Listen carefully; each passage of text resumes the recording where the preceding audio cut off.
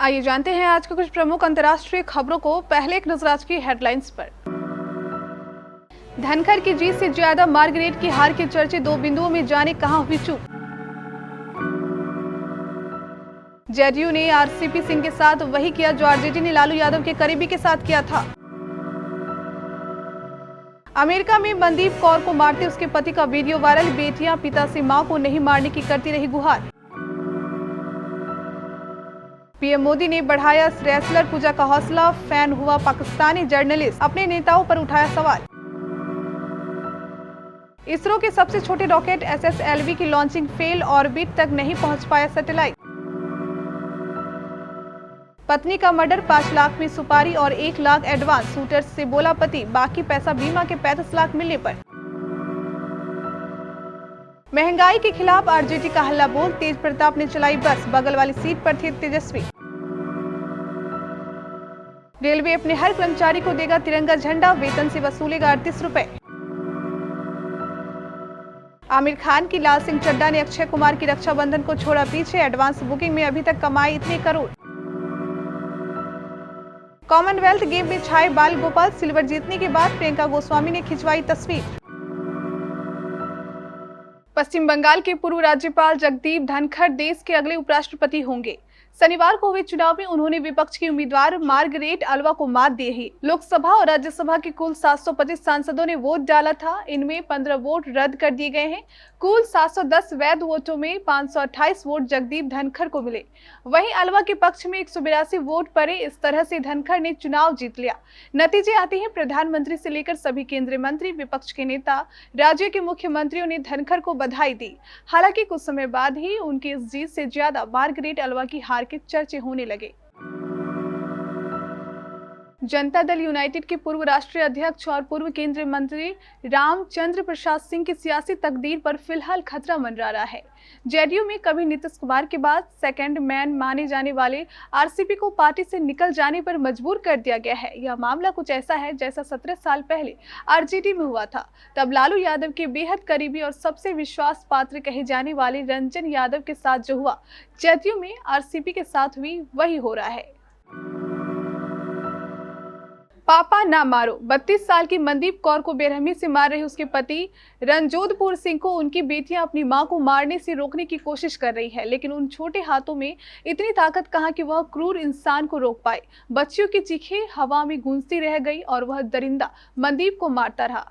वैसे रणजोधपुर मनदीप को लगभग हर रोज मारता था, लेकिन आखिर कब तक वह इसे बर्दाश्त कर पाती। बार बार की मारपीट से परेशान मनदीप ने आखिरकार जीवन को खत्म करने का बड़ा फैसला ले लिया। उसकी मौत ने भारत से लेकर अमेरिका तक को हिला दिया है। अब मनदीप को न्याय के लिए ऑनलाइन मुहिम चल रही है। भारतीय प्रधानमंत्री नरेंद्र मोदी विभिन्न खेलों में हिस्सा लेने वाले खिलाड़ियों से बात करते हैं। जीतने वाले खिलाड़ियों को बधाई देते हैं, हारने वालों का हौसला बढ़ाते हैं। कॉमनवेल्थ गेम्स में भी यह सिलसिला चल रहा है। इसको लेकर एक पाकिस्तानी पत्रकार पीएम मोदी का फैन हो गया है। इस पत्रकार ने ट्वीट कर अपने देश के एथलीट का हौसला बढ़ाने के लिए पीएम मोदी की तारीफ की है। साथ ही उसने अपने देश के नेताओं पर सवाल भी उठाया है। भारतीय अंतरिक्ष अनुसंधान संगठन ने आज को देश का नया rocket small satellite launch vehicle launch किया है। यह लॉन्चिंग आंध्र प्रदेश के श्रीहरिकोटा स्थित सतीश धवन स्पेस सेंटर के लॉन्च पैड 1 से की गई, लेकिन रॉकेट अपने लक्ष्य तक नहीं पहुंच पाया। इसरो का कहना है कि इसके सारे चरण सामान्य रहे, लेकिन जिस ऑर्बिट में इसे स्थापित होना था वहां तक नहीं पहुंचा। वह सैटेलाइट अब किसी भी काम का नहीं रहा। इसके फेल होने की वजह का पता कर लिया गया है। अब इसके समाधान की दिशा में कार्रवाई की जाएगी। साथ ही इसरो ने कहा कि बहुत जल्दी SSLV D2 लॉन्च किया जाएगा। साथ ही एक कमेटी का गठन होगा जो कि इसे सैटेलाइट के फेल होने की वजह का अध्ययन करेगी। मध्य प्रदेश के राजगढ़ में पुलिस ने एक हैरान कर देने वाले मामले का खुलासा किया है। यहाँ एक पति ने पत्नी की सिर्फ इसलिए हत्या करवा दी ताकि उसकी बीमा पॉलिसी की राशि वह अपने ऊपर चढ़े कर्ज को उतार सके। हैरानी की बात यह है कि पत्नी की हत्या से पहले खुद पति ने ही पत्नी का 35 लाख रुपए का बीमा करवाया था। राजगढ़ जिले के एडिशनल SP मनकामना प्रसाद के मुताबिक बीती 26 जुलाई की रात करीब 9 बजे का मामला है। जिले के भोपाल रोड स्थित माना जोर गाँव के पास महिला पूजा मीना की उस वक्त गोली मारकर हत्या कर दी गई जब वह बाइक पर अपने पति बद्री प्रसाद मीना के साथ बैठकर जा रही थी। पति ने पुलिस को बताया कि उसने 4 लोगों से कर्ज ले रखा था जो उस पर लगातार रुपए वापस करने का दबाव बना रहे थे। महंगाई के विरोध में बिहार में विपक्ष का हल्ला बोल अभियान शुरू हो गया है। कांग्रेस और राजद दोनों ने साथ मिलकर प्रतिरोध मार्च निकाला है। राबड़ी देवी ने तेजस्वी और तेज प्रताप के प्रतिरोध मार्च बस को झंडी दिखाकर रवाना किया। इस दौरान तेज प्रताप ने प्रतिरोध मार्च अभियान में खुद बस चलाई। उन्होंने कहा कि ये प्रतिरोध मार्च महंगाई के खिलाफ निकाला गया है।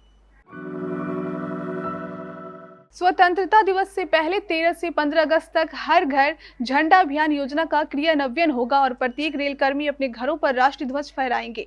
इसके लिए रेलवे अपने कर्मचारियों को घर में तिरंगा झंडा फहराने के लिए देगा और उसके एवज में उनके वेतन से प्रति झंडा 38 रुपए वसूलेगा। रेलवे का यह आदेश यूनियन नेताओं को पसंद नहीं आ रहा और उन्होंने इसका कड़ा विरोध किया है। लंबे समय बाद अभिनेता आमिर खान बॉक्स ऑफिस पर धमाका करने के लिए तैयार है। उनकी फिल्म लाल सिंह चड्ढा जल्द सिनेमाघरों में रिलीज होने वाली है। इस शुक्रवार रिलीज होने वाले इस फिल्म को लेकर आमिर खान के फैंस काफी एक्साइटेड हैं। दर्शकों के बीच लाल सिंह चड्ढा के एक्साइटमेंट का अंदाजा इस बात से लगाया जा सकता है कि यह फिल्म एडवांस बुकिंग में नए रिकॉर्ड बनाने की ओर बढ़ रही है। लाल सिंह चड्ढा की अग्रिम बुकिंग का आंकड़ा पिछले साल की क्रिसमस पर रिलीज हुई फिल्म 83 के बराबर है। कॉमनवेल्थ गेम 2022 में भारत के लिए मेडल बरस रहे हैं। साथ ही अलग अलग कहानियां भी निकल कर आ रही हैं। 10,000 मीटर पैदल वॉक में भारत के लिए सिल्वर मेडल जीतने वाले प्रियंका गोस्वामी की एक तस्वीर तेजी से वायरल हो रही है, जहां वह गले में सिल्वर मेडल टांगे हुए हैं और उनके हाथ में भगवान कृष्ण की मूर्ति है। भारत को इस कॉमनवेल्थ में रेसलिंग के अलावा एथलेटिक्स से भी मेडल मिले हैं। प्रियंका गोस्वामी ने सिल्वर मेडल जीता तो देश उन्हें बधाइयां देने लगा। प्रियंका ने मेडल जीतने के बाद इसे अपने परिवार और बाल गोपाल को समर्पित किया।